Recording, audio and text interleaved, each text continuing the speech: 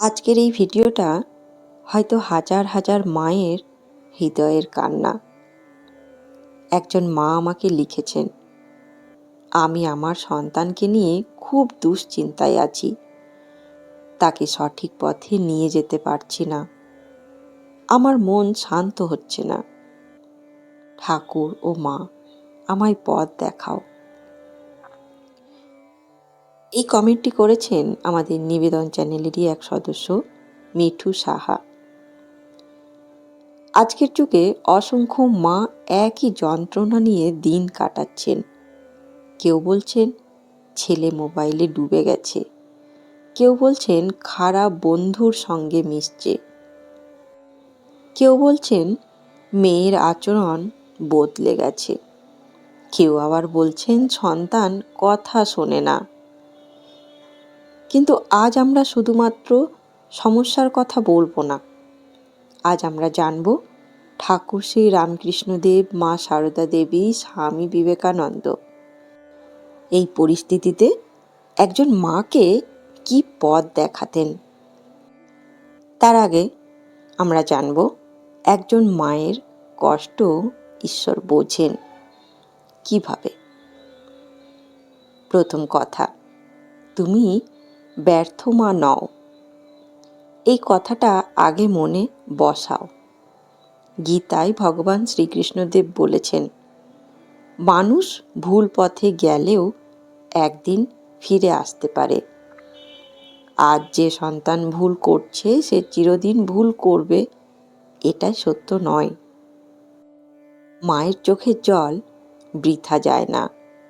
সেই শ্রী মা সারদা দেবী বলতেন, সন্তান ধুলো কাদা মাখলে মাই তো ধুয়ে কোলে নেয়, এটাই তো মায়ের ধর্ম।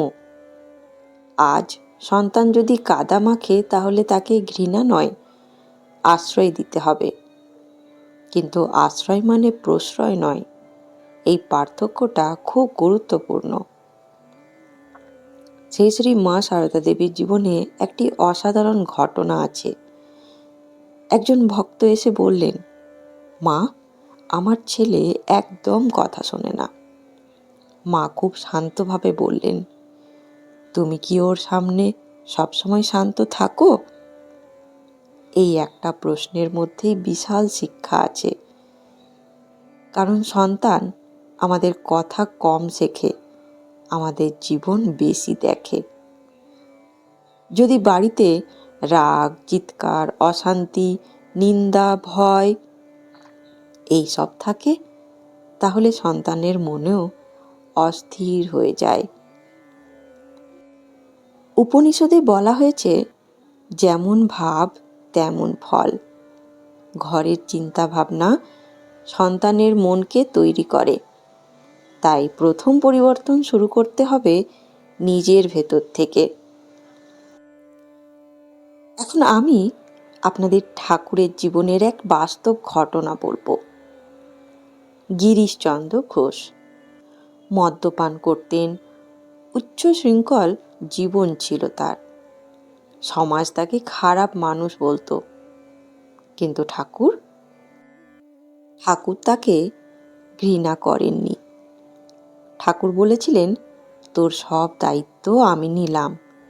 এই একটা বাক্য গিরিশ ঘোষের জীবন বদলে দেয়। কারণ ভালোবাসা মানুষের ভেতরে আলো জাগিয়ে তোলে। অনেক মা আছেন সারাক্ষণ সন্তানকে বলেন, তুই খারাপ, তুই কিছু করতে পারবি না। এই কথাগুলো সন্তানের মনে বিষ ঢেলে দেয়। স্বামী বিবেকানন্দ বলেছিলেন, প্রত্যেক আত্মাই সম্ভাব্যভাবে ঐশ্বরিক। তোমার সন্তানও ভেতরে ভেতরে ঐশ্বরিক। আজ সে ভুল করছে, কিন্তু তার ভেতরের আলো নিভে যায়নি। চলুন এবারে আমরা বাস্তব জীবনে কি করবেন সেটা জানি। প্রতিদিন সন্তানের জন্য প্রার্থনা করুন। শুধু ভয় পাবেন না, প্রার্থনা করুন।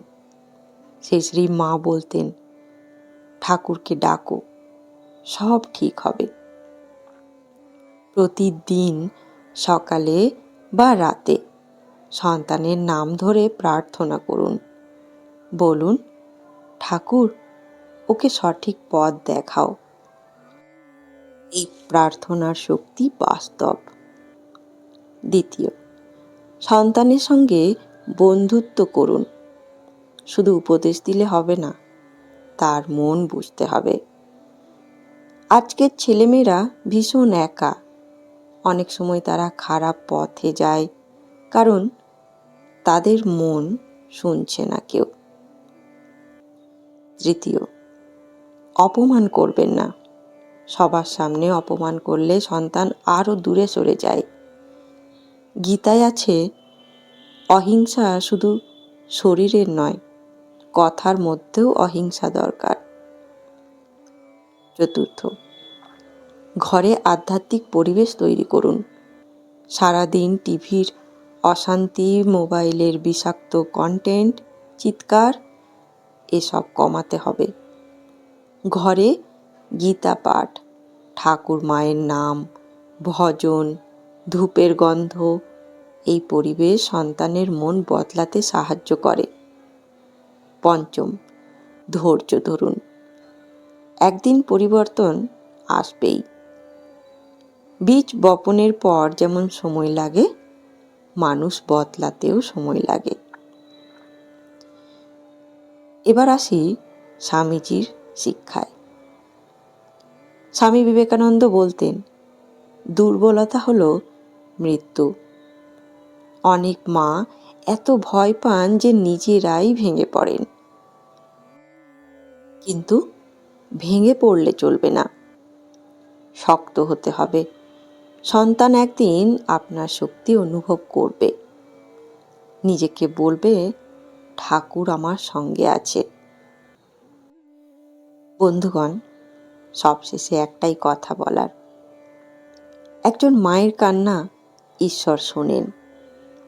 আজ সন্তান ভুল পথে যেতে পারে, কিন্তু ভালোবাসা, প্রার্থনা, ধৈর্য এবং আধ্যাত্মিক শক্তি মানুষকে ফিরিয়ে আনতে পারে। শ্রী শ্রী মা সারদা দেবী বলতেন, কারুর দোষ দেখো না। তাই ঘৃণা নয়, আশা হারানো নয়, ঠাকুরের কাছে সন্তানকে সমর্পণ করুন। আর মনে রাখুন, অন্ধকার যত গভীর হয়, ভোর তত কাছে আসে। ধন্যবাদ। আশা করি আজকের এই ভিডিওটি আপনাদের ভালো লেগেছে। ভালো লাগলে ভিডিওটিকে লাইক, শেয়ার এবং চ্যানেলটিকে সাবস্ক্রাইব করতে ভুলবেন না। ভালো থাকবেন। জয় ঠাকুর, জয় মা, জয় স্বামীজি।